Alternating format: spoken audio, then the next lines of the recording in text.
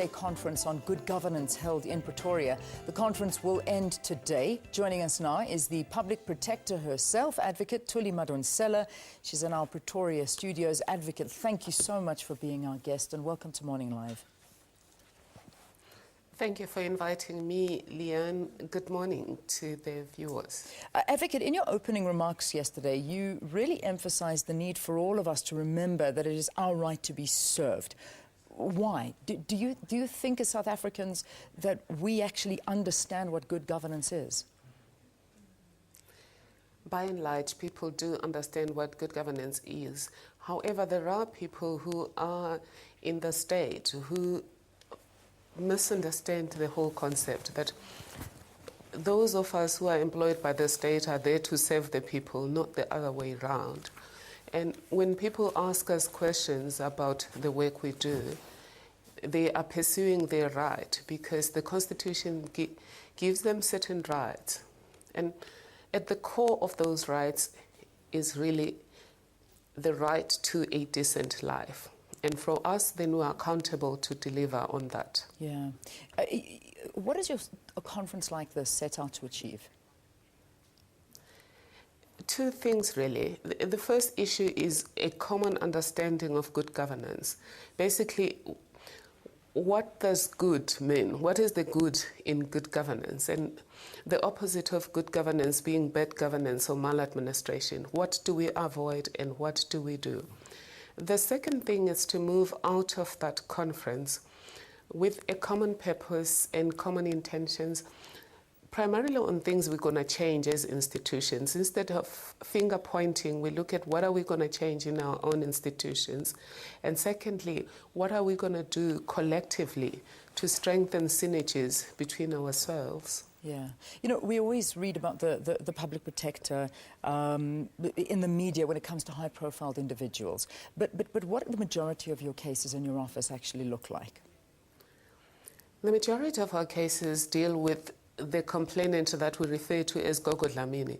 It's people who have been treated so badly by the state that their lives have been devastated. It could be somebody who's been waiting for their ID date to be changed for the last 5 years. There's a lady I met in PE who was reflected as 1964 but looks like a granny. Yeah. And then there's people looking for SASSA grants, people who are dealing with local government.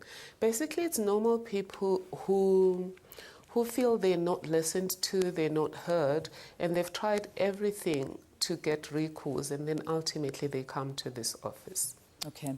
You know, when we look at accountability and we look at people that are in positions of power, I mean, we talk about, let's say, government officials, do they understand their role? Because, I mean, do you ever walk away from a situation thinking that perhaps these people don't understand what their actual role and position is all about? I would say it's 50-50. There are public servants who go beyond the call of duty to ensure that people are served, and some of those people work for me. I mean, I'm always incredibly humbled by the things that many of the staff members in that office do. And the same thing appears in government, whether it's Home Affairs or local government. There are those that go beyond the call of duty. And then there are those that are indifferent, but really don't see or hear the person on the other side of the desk. And they don't care about the consequences of their actions. And then there are those who are perhaps not indifferent, but are clueless. They just really are in jobs that they shouldn't be in because they don't have the skills and the knowledge. And lastly, there are those that are corrupt, who are just only looking after themselves. Yeah. Corruption is a great concern for most governments in the world because, I mean, this is something that really, it hinders progress, meaning in the work you do or you finding that government is putting tougher controls in fighting crime, is it happening? That's true. Corruption is not a problem for South Africa alone, Leanne, as you have said. Yeah. The world as a whole is struggling with it. But the problem is when there's just too much of it, like every day we're dealing with it. It really undermines service delivery because it takes resources away and it takes programs away from where they are supposed to improve the quality of life of our people as promised by the Constitution. In a nutshell, what were some of the major concerns you raised yesterday? Well, the main focus of my brief speech was the right of people to a decent life because they've been promised that life by the Constitution. And then at the core of that is treating people with respect, treating people, respecting human dignity. And that those of us who work for the state are stewards of the people. People have surrendered their power to us so that we can regulate their lives in order to improve those lives. We're not there for ourselves, we're there for them. And then lastly, when we are asked then to account back to the people, we have to account back. And lastly, I said the real sovereign is the people. In South Africa, we don't have parliamentary sovereignty. We have constitutional supremacy. Yeah. Let's get a little bit sensitive now. And I think many of us were very upset to hear about one of your colleagues being brutally murdered. That was revealed. We're talking about forensic auditor Lawrence Moepi. You know, this, I imagine, hinders a lot of your work. I mean, for him, for instance, he was working on, I think he was working on the multi-billion rand arms deal and many other issues. And he also worked when it came to the IEC's Pansy Takula. He worked on that investigation. What does this do for your work and to your work? Well, firstly, I must indicate, Leanne, that we are with the family, our thoughts are with the family, and we hope that God will help them go through this. But secondly, we're not suggesting that he died because he partnered with us on some of our investigations. We don't know why he died.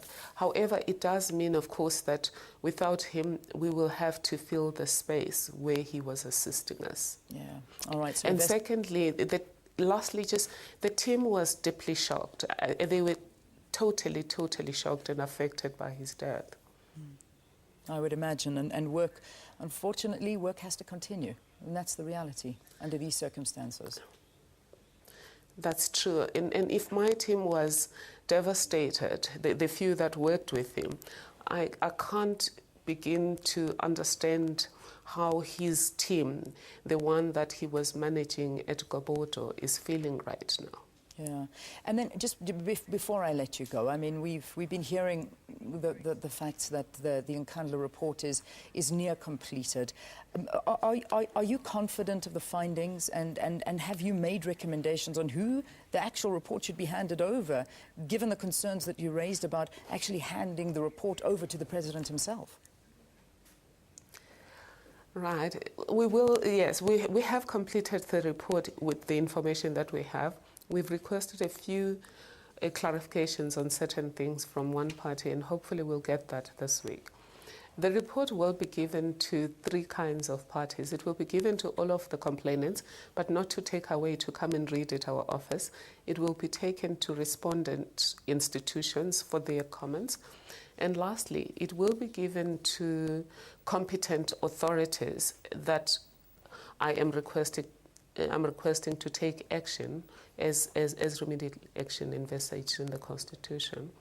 Regarding the president, he will definitely get a copy because he is the president, and there are allegations involving ministers and departments.